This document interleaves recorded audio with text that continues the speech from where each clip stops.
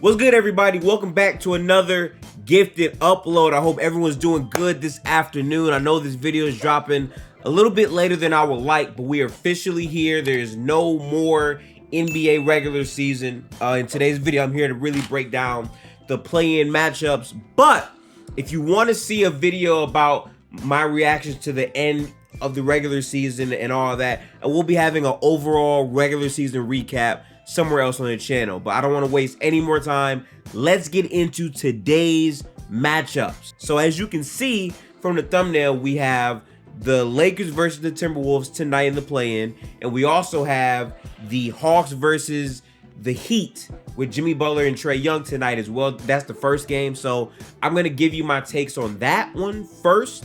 For me, Jimmy Butler is him, okay? We're officially in postseason basketball. No more of the quote-unquote regular season coasting or whatever. Jimmy Butler has been playing his best basketball to close out the season, but it comes down to a single elimination game. That's really how the play-in works. Normally, I would love Trae Young in that type of situation, and I still think he can have a really good game, but specifically with the Heat, I think the way that they play defense and they have length to really show to Trae in his pick and rolls to trap him for the majority of the game, I do think that's going to give the Hawks some problems.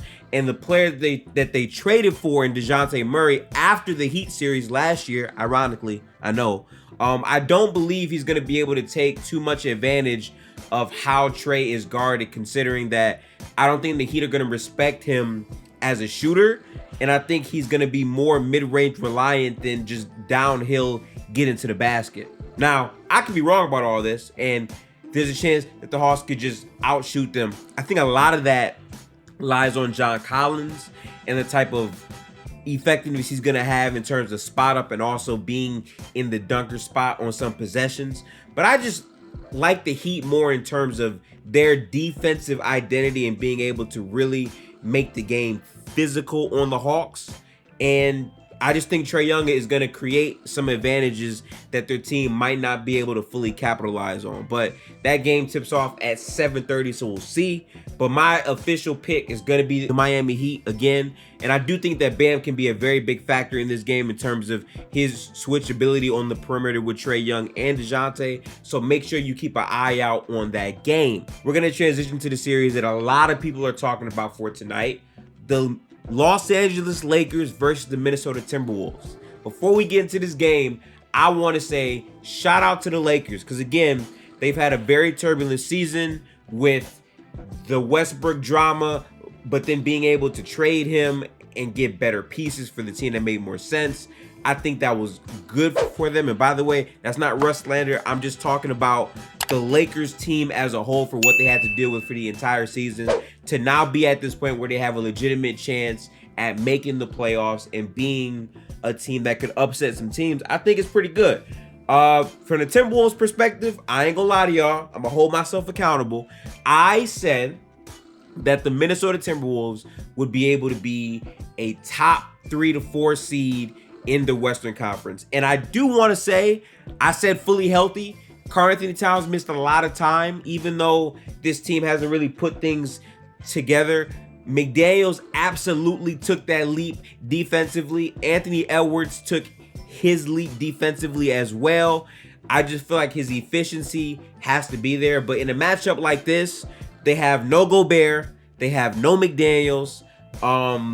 It's really just going to be the Karl-Anthony Towns and Anthony Edwards show versus the Los Angeles Lakers. And they also don't have a Naz Reid, who has been a very productive bench piece for them to come in and produce with the way that he spaces the floor, gets after rebounds, and just plays hard on both ends of the floor. So not having all of those guys can be tough. However, with no Gobert on the floor, the spacing that Cat can provide in terms of giving Anthony Edwards more lanes to the basket, and for the Timberwolves to be able to employ a bit more dynamic offensive lineups, I do think could spell trouble for the Lakers. But me personally, I'm going to still go with the Lakers in a matchup tonight off the strength that I think their depth is better than the Timberwolves, considering the circumstances with how their team imploded in the last game of the regular season. Crazy stuff, by the way. But based on that, I do believe that they're going to come out on top. And also, not having Gobert in the paint defensively, I do want to say Anthony Davis could be really productive in that paint. But offensively, I think they're going to be disrespecting Vanderbilt. So I'm curious to see how that plays out. But I trust the Lakers more in this game based on the talent of their top 2 players and also the depth that's matching that talent in a 1-game elimination. So give me the Lakers in this matchup as well. And that means for me personally, that's right, I have the Lakers coming out of the play-in tournament to be the 7th seed, and I have the Heat coming out of the play-in tournament to be the 8th seed, which means I have the Heat playing the Boston Celtics in the playoffs, and I also have the Lakers playing the Memphis Grizzlies in the playoffs. So those playoff breakdowns will be coming. I have a whole lot of videos, whole lot of content coming on the channel in the future, but I want the play-in tournament to conclude first. But those are my initial predictions for play-in day 1. Let me know if you agree or disagree in the comments. Name me some future breakdowns you might want to see as we progress more and more in the playoffs. There will be more Warriors content as well. We're playing the Kings in the first round, so that's pretty fun. But I'm going to be having those videos come at you later. The play-in tips off in like 2-3 hours, so I want to make sure to have this video out for you guys. Again, I appreciate all the support. We're 3 subscribers away from hitting that big boy 500, so make sure to like, comment, subscribe, and follow me on all my socials down here. I appreciate you guys and my vision trying to accomplish things in the content creator space. But I got more stuff coming, and I also have an exam, so I'm trying to be careful about the sequencing of these videos. But that's a lot of information. I'm gonna head out. I appreciate you guys. I'll catch you in the next NBA recap after this play-in concludes for tomorrow. So peace out, people. Have a good one. Enjoy postseason basketball. I know I will. Peace.